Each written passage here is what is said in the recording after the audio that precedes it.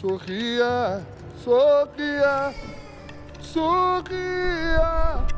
Uma criança nasceu, mas um ser humano habita o mundo em que vivemos. Um mundo que já passou por muita coisa boa e ruim e que aprendeu com isso, com suas vitórias e tragédias.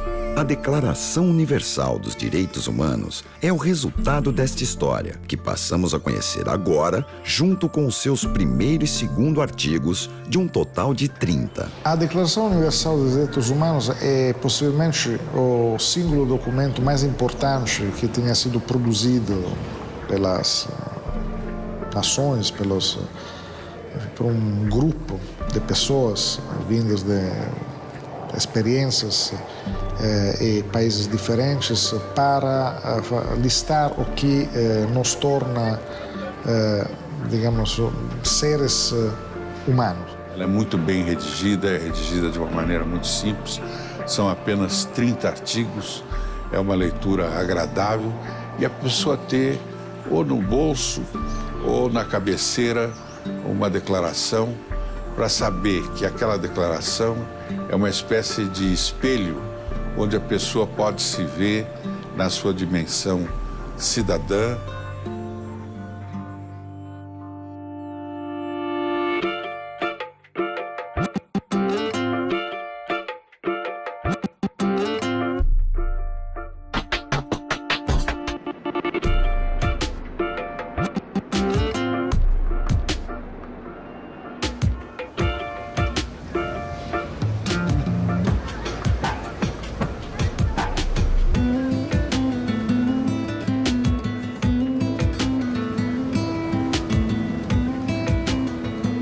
Não existe uma cidade do país que saiba receber tão bem como São Paulo, né?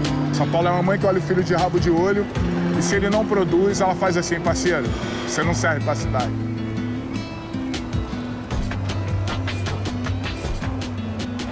São Paulo é assim até para os paulistanos, né? Só que você tem que fazer a sua parte para a cidade.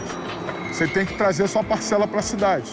O artigo 1º da Declaração Universal diz mais ou menos, livres e iguais em dignidade e direito nascem todos os seres humanos.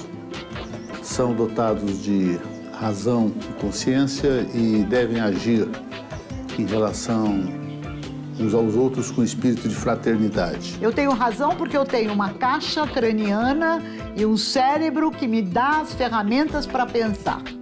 E eu tenho consciência porque esse meu ato humano, físico, de pensar, me permite o livre-arbítrio, a escolha. Eu escolho aquilo que é fundamental para o desenvolvimento dos meus valores. Agora, os meus valores são meus, mas eles também são gerais. E o artigo 2º vai dizer que todos devem igualmente gozar os direitos e liberdades assegurados nesta declaração, sem nenhuma exigência, condição de cor, raça, gênero, condição social. Indo para trás, fica claro que em 2 linhas esse artigo está repetindo o lema da Revolução Francesa: liberdade, igualdade e fraternidade. Num certo momento, como um raio num céu azul, de repente, um grande levante popular derrubou a monarquia e instaurou uma república. A Revolução Francesa e a Revolução da Independência Americana mais ou menos ocorreram na mesma época, diferenciadas em 8, 10 anos, não é? Mas elas são, nos objetivos, são primas irmãs, porque ambas consagraram declarações de direitos humanos. Com a Declaração da Independência dos Estados Unidos, com a Declaração de Direitos da Revolução Francesa de 1789, se afirmava uma grande novidade na história. Os súditos deixavam de ser súditos e se tornavam cidadãos. A Declaração Americana de Liberdade vai discutir a problemática da escravidão, né? Então, o direito à liberdade, por quê? Porque os escravos participaram da luta pela independência nos Estados Unidos. E esses dois artigos iniciais, eles representam uma síntese muito perfeita de todo o espírito dos 30 artigos. Os demais vão desdobrar o que está dito aí nesse começo. E é de uma altíssima consistência filosófica, política, histórica. É um texto com uma certa beleza poética. Toda uma história anterior, longuíssima, e um futuro. De 10 de dezembro de 1948, quando foi aprovada, até os dias de hoje. Tamo aí, vamos respeitar a cadência da vila. Muito legal estar no berço do samba, né? No berço do samba aqui na Vila Japão, né? Mas é isso.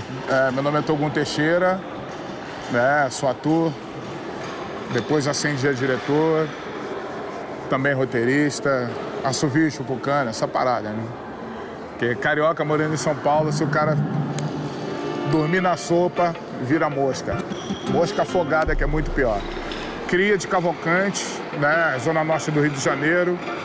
Nascido basicamente no terreiro de mãe Regina de Bombochê, né, em Santa Cruz da Serra, Duque de Caxias. Toda a minha família, né, faz parte do candomblé e tal. Desde pequeno convivendo com essa questão, núcleo de escola de samba, terreiro de umbanda ou candomblé e também com samba, né. Olha, quando a gente fala de direitos humanos, né, a gente esquece de uma série de coisas que a gente vive numa sociedade que ela é do plural, né? De qualquer forma, o que faz a Declaração de 1948 é recolher 2 séculos de história e sintetizar, a partir da grande catástrofe da Segunda Guerra, um documento único, sintético e essencialmente diz o seguinte: nós hoje, na metade do século XX, fazemos um resumo da idade contemporânea e dizemos, nós aprendemos tudo isso. Algo como uma, põe aspas nisso, Constituição Mundial. A Declaração Universal nos dá um instrumento que nos permite avançar. Portanto, há um grande trabalho das Nações Unidas para, digamos, diminuir todas as formas de discriminação. A história das Nações Unidas começa, de fato, ainda durante a Segunda Guerra Mundial. Depois da Primeira Guerra Mundial havia sido criada essa primeira grande organização internacional, a Liga das Nações, também com esse objetivo de evitar futuros conflitos, mas, de fato, uma organização que não conseguiu levar adiante esse mandato. A ONU foi criada para debelar, para combater o nazismo, para acabar com o regime nazista e com seus aliados fascistas, e isso é um princípio das Nações Unidas. Hitler então assumiu o poder na Alemanha depois da República de Weimar e recebeu um país que tinha uma economia muito difícil e, como bem sabemos, culpou aos judeus absolutamente de tudo. Culpar os judeus dos mais de todo tipo não é algo novo, nem nisso ele foi original. O nazismo rapidamente perseguia as pessoas de espírito, as pessoas de mente aberta, as pessoas críticas. São famosas as fogueiras de livros, as perseguições a intelectuais, a ideias, a ideais. Uma vez que os judeus ficam absolutamente cercados, ilimitados em todos os seus direitos depois das leis de Nuremberg, nós conhecemos o famoso pogrom, e é promovido claramente pelo próprio governo alemão.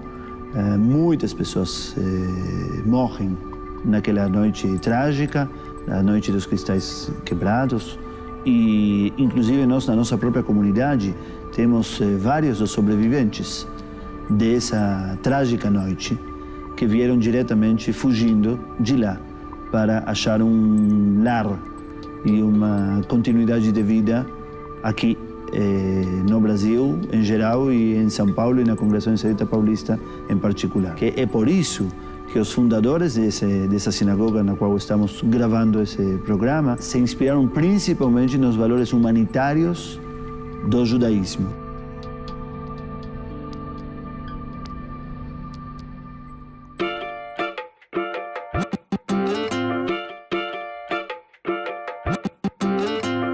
Direitos humanos e religião, a responsabilidade com o próximo e a responsabilidade com Deus são assuntos que precisam se misturar e se misturam de fato no judaísmo, e baseado nesses pilares é que eles construíram essa comunidade com uma resposta de direitos humanos à tragédia humana perpetrada por humanos durante a Shoah.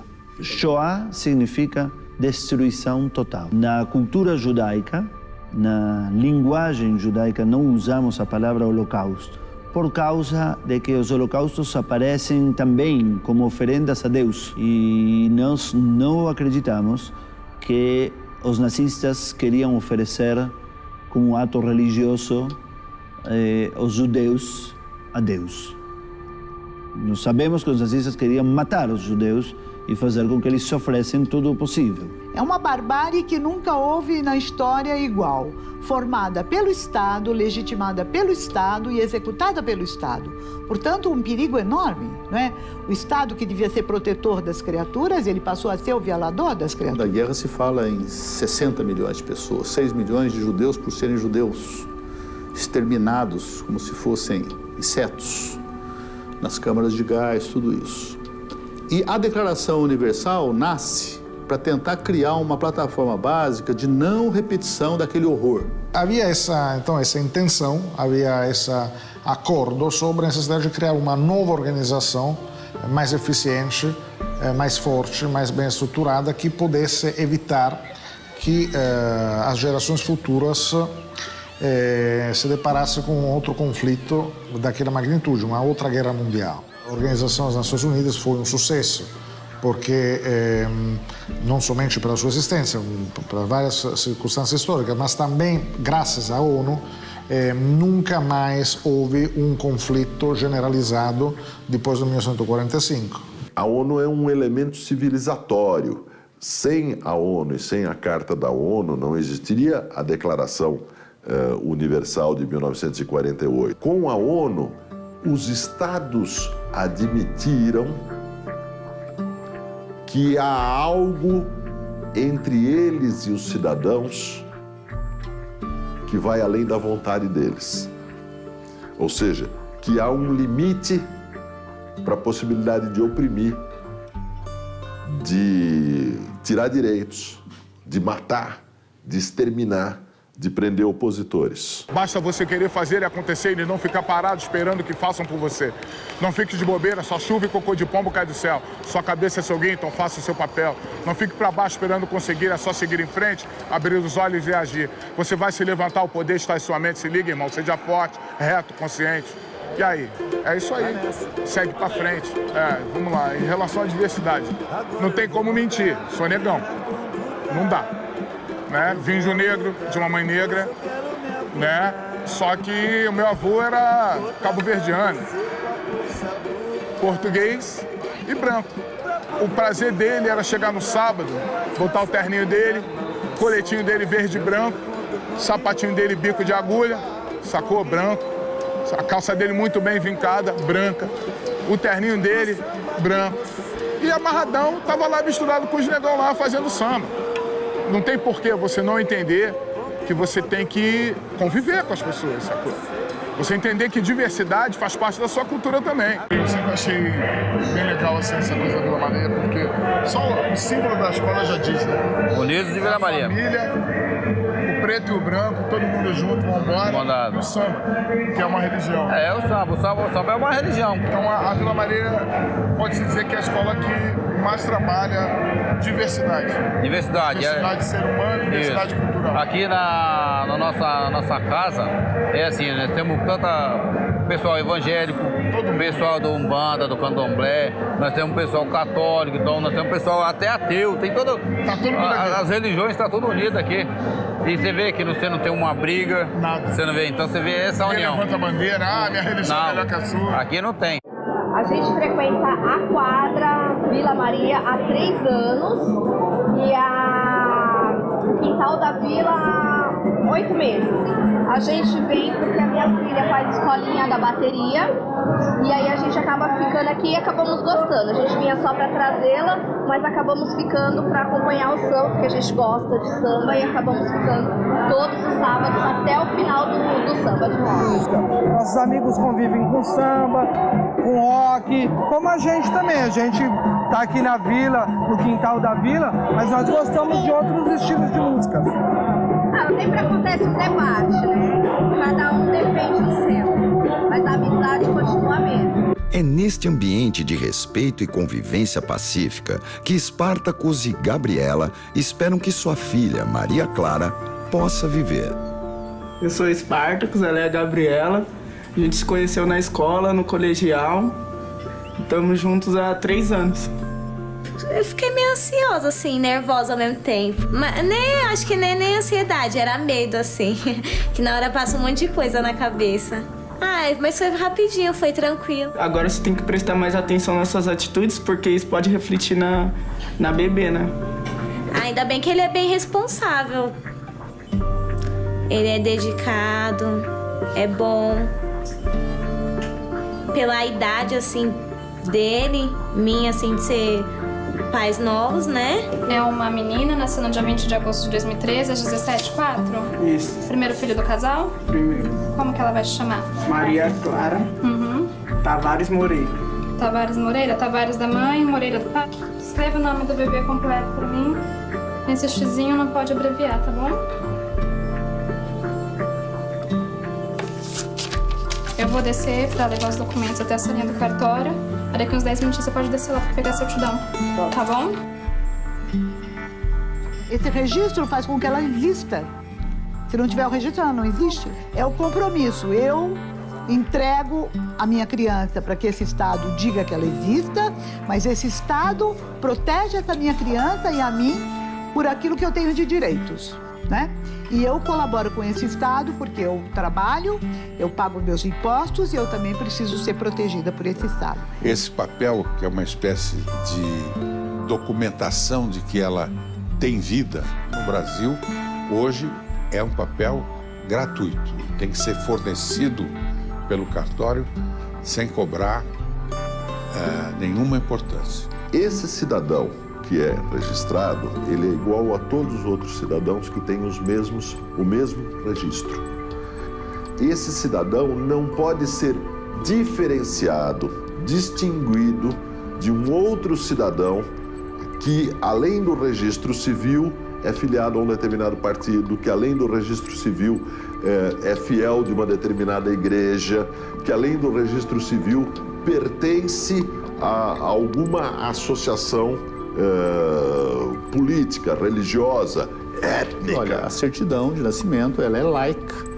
Ela não é como foi no Brasil durante muito tempo, uma certidão de batismo, né? Que muitas vezes era a única coisa que a pessoa tinha da igreja, de um período em que igreja e Estado foram associados.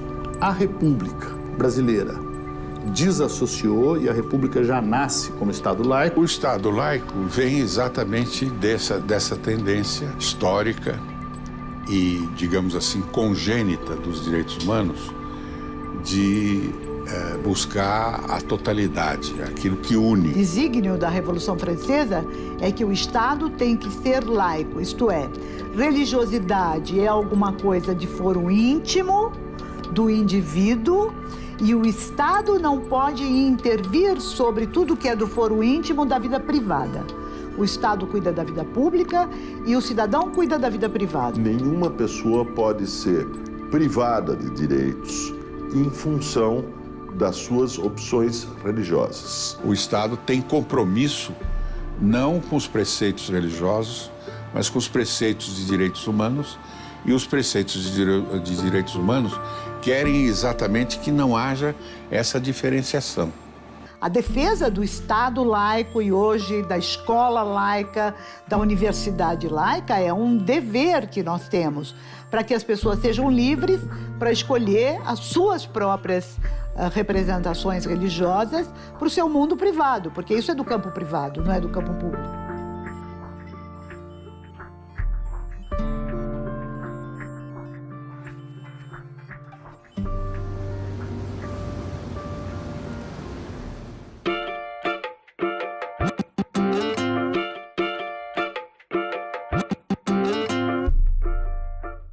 Espartacus está ansioso. Ele aguarda ser chamado para retirar a certidão de nascimento de sua filha, Maria Clara. Hoje em dia é comum as maternidades terem cartórios próprios para este tipo de registro. Toda manhã, Manuela e Kátia exercem este trabalho. Kátia explica como se dá esse tipo de procedimento. A primeira via do nascimento é gratuita. A gente pega a documentação com os pais, pega os dados da criança, preenche todos os dados, envia para o cartório. Aí o cartório aceita, volta com a numeração, que vai ser lavrado o termo lá no cartório. A gente faz a certidão de nascimento e entrega para o pai em questão de 15 minutos. Essa certidão da Maria Clara Tavares Moreira, Isso. pode dobrar? Pode? Gratificante colocar, né, fazer o primeiro documento de um ser humano. Certinho, tá bom? Obrigado. Obrigada a você. Agora, com a certidão de Maria Clara em mãos, Espartacus e Gabriela têm mais do que uma filha. E isto tem sua importância. Ela já sai do hospital sendo uma cidadã já. A iniciativa das autoridades brasileiras de fato tornar muito mais fácil o acesso ao certidão de nascimento tem uma importância extraordinária.